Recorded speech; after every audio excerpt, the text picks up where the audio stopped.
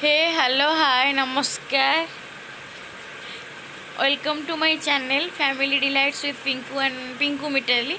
तो आज मुझे आपण मान सहित गोटे रेसिपी देखा तो देखिपे मो काजू चारमगज एटा बाटुची मुझे साधारे करुँची बिना पियाज रसुण तो आपने सब आम पनीर देन पनीर कैप्सिकम कोबी तरकारी करी बोरिंग है से मुझे मिसईकी करुँची। तो मुझे पनीर कोबी देन आलू कैप्सिकम पकई करुँची। तो मुझे सबकि फ्राए कर रखी दीची फास्ट रु आलू आमर पनीर आमर कौन फूलकोबी सबकि मुझे फ्राए करके रखीदी। देन ये देखिपे मैं ऑयल गरम करी पैन रे बर्तमान तेजपत्र पकई टी चीनी पकई कलर यहाँ ऑप्शनल आप चाहिए पकेबे ना तापर आप सब गोटा मसला आमर गुजराती डालचीनी लवंग गोलमरीच एसब पकेबे। तो एड़ा सब पकेबे सब पकई सारापर गोटा मसला देखिपे मुझे पकाऊँगी। तो देखिपे मुझे पकई तो टी जीरा भी पकाऊँगी।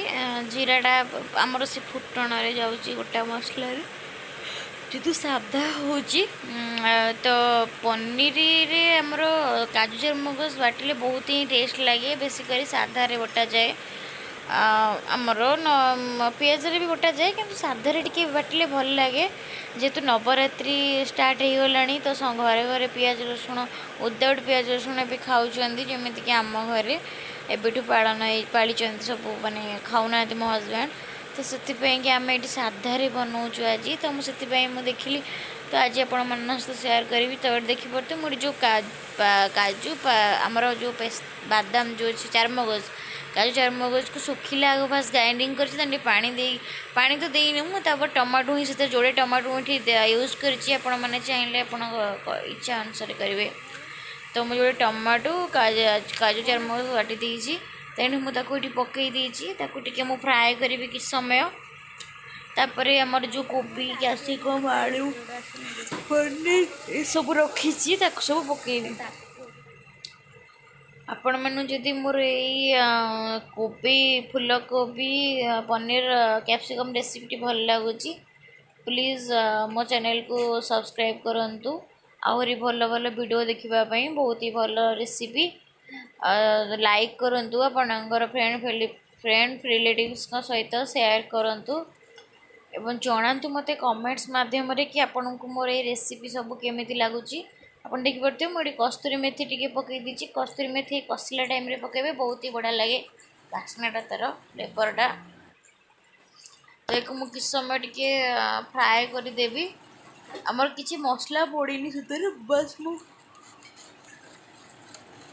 बेसी भी फ्राए कर दरकार नहीं आप हल्का सा अल्प फ्राए करदे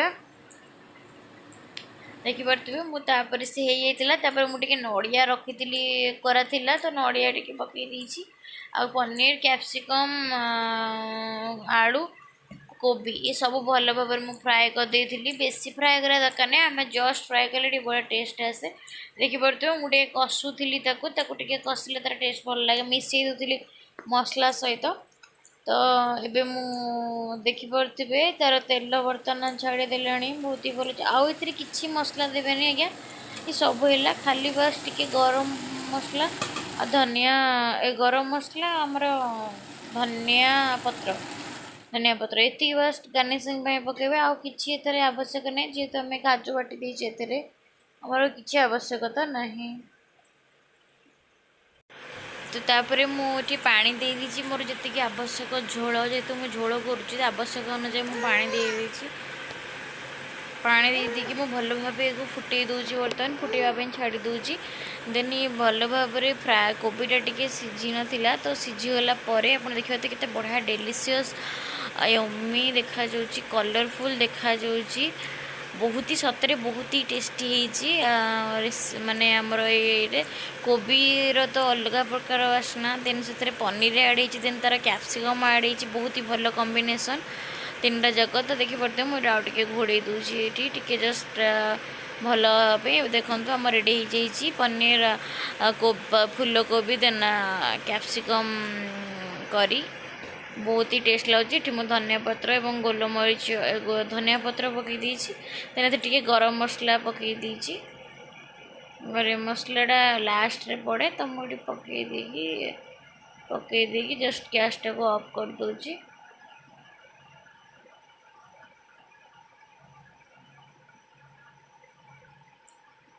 स्वाद अनुଯାयी लुण देवे।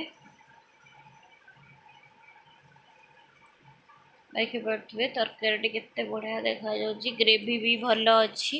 आपण मैंने जिते कम ग्रेवी देव चाहते कम पानी देवे। मुझे अधिक मत ग्रेवी भल तो देखिए देखो के डेलीशियस यम्मी देखा जाउची। बहुत ही टेस्टी सतरे घरे निश्चिंत ट्राए करूँ। सब गोटे प्रकार पनीर आइटम देन कोबी खाली आइटम करी बोरे ही दुटा मिसेक गोटे करूँ पनीर कोबी आलू देन कैप्सिकम मिसिक करूँ। देखिए सतरे बहुत ही बढ़िया लगे। आपणकर डेटा पूरा बढ़िया से एंजॉय कटिज खाइबारे। तो प्लीज़ मो चैनल को सब्सक्राइब करूँ शेयर करूँ फैमिली रिलेटिव्स सहित। मत कमेंट्स मध्यम प्लीज जनातु आपण मन सब केमती लगुच मो रेसिपी। आपण मैंने कि मत किसी कमेंट करूना मत सपोर्ट करूना मो चैनल को आगे बढ़ापे प्लीज़ फ्रेंड सपोर्ट करूँ। ओके आपण मन सहित आउ गोटे वीडियो पुणी देखा आ गोटे नुआ रेसिपी रे।